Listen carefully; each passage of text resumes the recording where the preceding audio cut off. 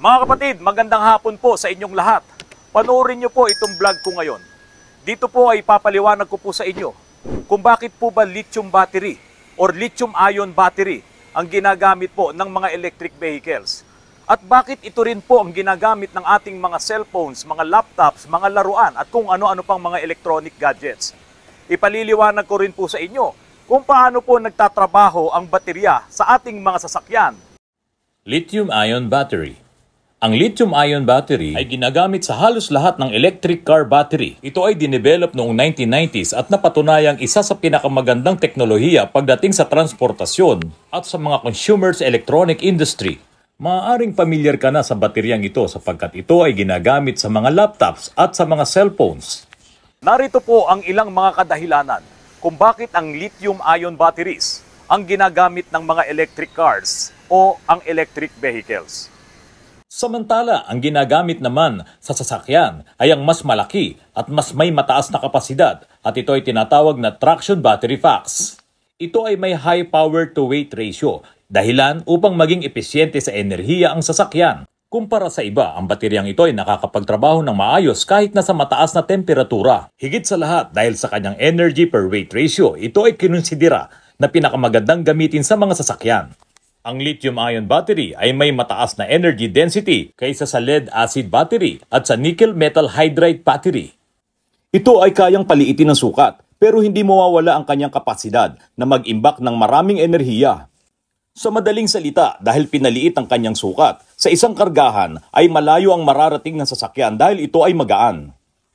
Ang bateryang ito ay may low self-discharge, ibig sabihin, hindi kaagad mauubos ang kanyang karga kung ikukumpara sa ibang uri ng baterya. At idagdag mo pa na halos lahat ng components ng bateryang ito ay pwedeng ma-recycle.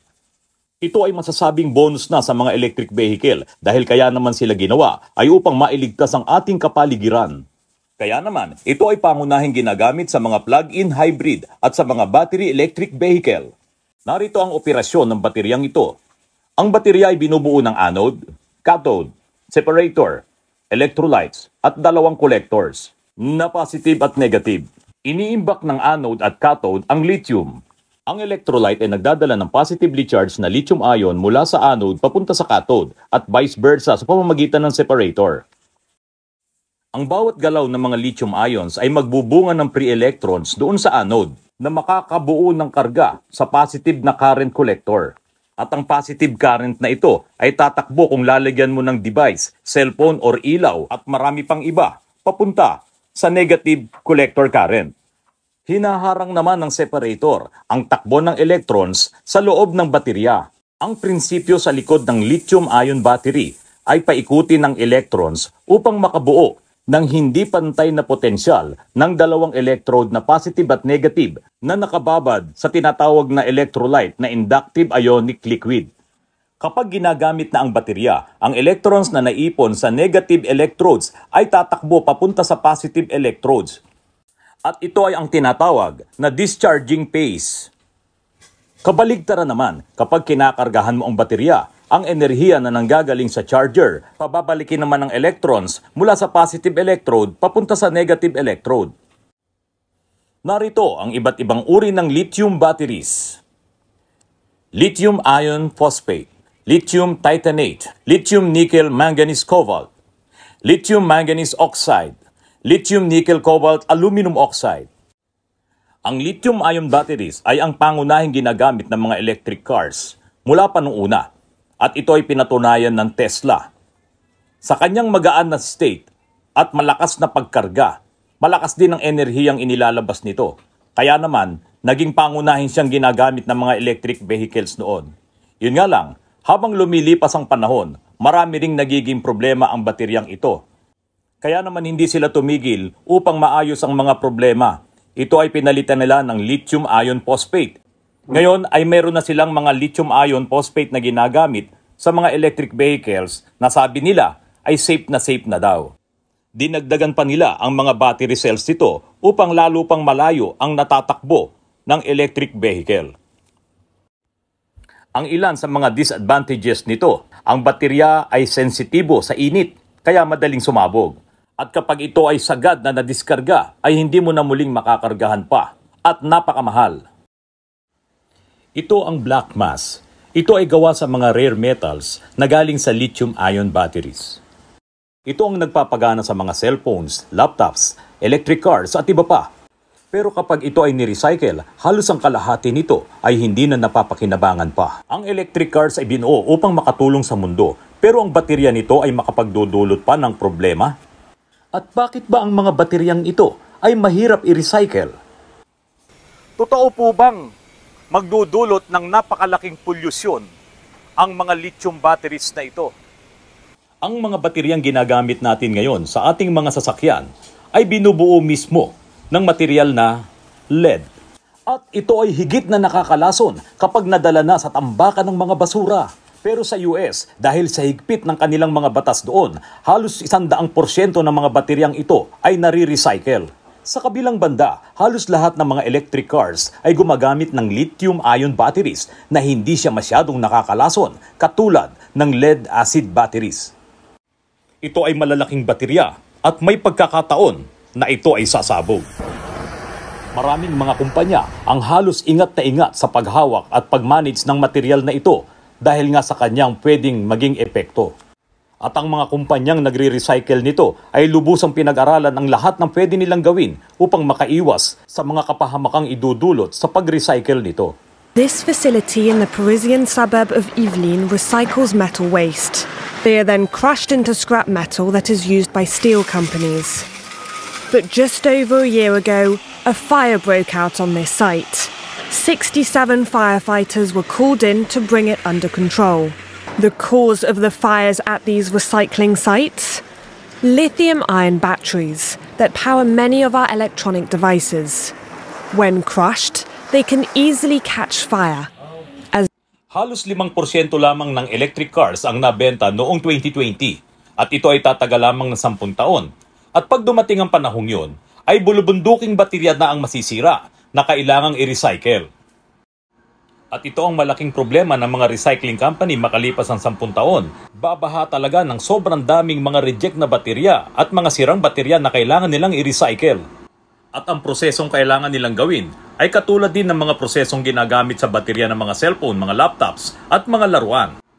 Ang unang gagawin sa mga bateryang ito ay yuyugyugin ng yuyugyugin upang maalis ang flame retardant na materyales na tinatawag na vermiculate. We'll tip it up onto the first screen and we'll remove that vermiculite material before it goes on to our first feed conveyor. Iba't ibang mga pamamaraan ang ginagawa ng mga kumpanya upang makabuo ng baterya. At ang mga gumawa nito ay may sinabing isang recycling method na makakahandle ng lahat. At magagawa daw nilang i-recycle ang mga ito nang hindi mo nakakalasin pa ang mga baterya. Ibang mga nagre-recycle ay kinakalas pang isa-isa ang bawat cell. Napakarami nito at ito ang nagpapatagal sa napakalaking trabaho na kanilang gagawin. Sa halip na ganun ang gawin ay pinadadaan nila ito sa isang espesyal na shredding machine at ito ay pinagugutay-gutay nila. At dahil ang bateryang ito ay pwedeng masunog kapag mataas na ang pressure, hindi mo siya pwedeng basta na lamang ilagay sa mga lumang shredding machine. Kaya ang tanong, paano mo isi-shred o paggugutay-gutayin ng mga bateryang ito nang hindi siya masusunog? May inihahalo silang likido habang ginagawa ang proseso at kailangan walang oxygen sa loob ng shredding machine. Walang oxygen, walang sunog. Ang likido ding ito ang naghihiwalay sa plastic na ang ginagawa naman ng iba ay sinusunog ito. At kapag napaggutay-gutay na ang baterya, iibabaw lamang ang magaan na plastic na ito sa likido at ito ay kokolektahin, isasako at kanila na ring ibebenta. At pagkatapos ng prosesong ito ay mayroong dalawang kategorya na matitira, ang metallic foil at ang black mass. Ang metallic foil na ito ay mapagkukuhanan ng mga tanso at ibang mga mamahaling mga metals. At ito ay maaari pa ring mapagkakitaan. Ang pinakaimportanteng metal ay nasa black mass. Ito ay ang mga sumusunod: nickel, cobalt, manganese, carbon, and lithium. At ayon sa mga eksperto, kung magpapatuloy ang ganitong recycling processes ay hindi magkakaroon ng kakulangan sa nickel, manganese at iba pang mga importanteng metals. Ang mga rare metal na nasa black mass ay maaaring ihiwalay sa pamamagitan ng chemical process. Ang black mass ay idadarang sa apoy sa pinakamainit na temperatura upang matunaw at makuha ang mga importanteng metals. Kailangan ito ng malaking enerhiya at magdudulot naman ng pollution. Sa paraang ito ay makukuha ang nickel at cobalt, pero ang lithium, carbon, manganese ay hindi na. May mga malalaking recycling company na nakaka-recover ng lahat ng mga importanteng metals na ito. Malaking tulong ang mga recycling company na ito upang hindi maubos ang mga importanteng metals. Mababawasan ang pagmimina nito at hindi na ito makakadagdag sa global warming at hindi magpapadumi ng mga kalupaan at maalis ang unethical labor practice. At kapag nakuha na ang mga metals na ito, sa bawat tonelada ng mga bateryang na-recycle ay maiiwasan ang 5 toneladang carbon dioxide emission sa pagmimina ng mga bagong metal. At ito ay dihamak na mas mura sa mga miniminang metal. At ito ang magiging dahilan upang maging mura ang mga electric cars. At ito daw ay magandang bagay dahil ayon sa kanila, kahit na ba dumami ang mga baterya sa buong mundo, ito naman daw ay makakatulong dahil ang electric cars daw ay mas maganda kumpara sa internal combustion engine ng mga sasakyan. EVs are much more efficient than they were 5-10 years ago. It's better for the environment from a greenhouse gas perspective than driving an internal combustion engine car because we've seen all these performance improvements both at the vehicle level and in our electricity grid. Sa kasalukuyan, ang mga recycling company ay nakakapag-recycle ng 10,000 tonelada taon-taon. At ito ay katumbas ng 30,000 electric vehicle taon-taon. Kaya naman mga kapatid, marami ang nangangamba dahil pagdating ng 2040, 550 milyon na ang mga electric vehicles na gugulong sa mga lansangan sa buong mundo. Iyan ang kanilang projeksyon. Ito ang isang bagay na dapat nating pangambahan dahil kung hindi darami ang mga recycling company, saan mo i-recycle ang mga bateryang ito? At kung ganito na nga ang mangyayari, sana dito sa Pilipinas may mga magtayo ng mga recycling company na ito upang makatulong din hindi lamang sa industriya, hindi lamang sa ating mga pamumuhay, kung hindi sa mundong ibabaw. At the moment, 80% of the batteries at this facility is getting alkaline batteries like this one. However, they'd like to see more of these sorts of lithium batteries, which are more valuable on commodity markets. These sorts of lithium batteries, which are more valuable on commodity markets, which is how they could increase their profits. Mga kapatid, maraming salamat po sa inyo. Umabot na po ako ng 40,000 subscribers. At nagpapasalamat po ako sa lahat ng tumatangkilik ng ating mga vlogs. Mga kapatid, pagpalain po lahat tayo ng ating Panginoong Diyos. Maraming salamat po sa inyo.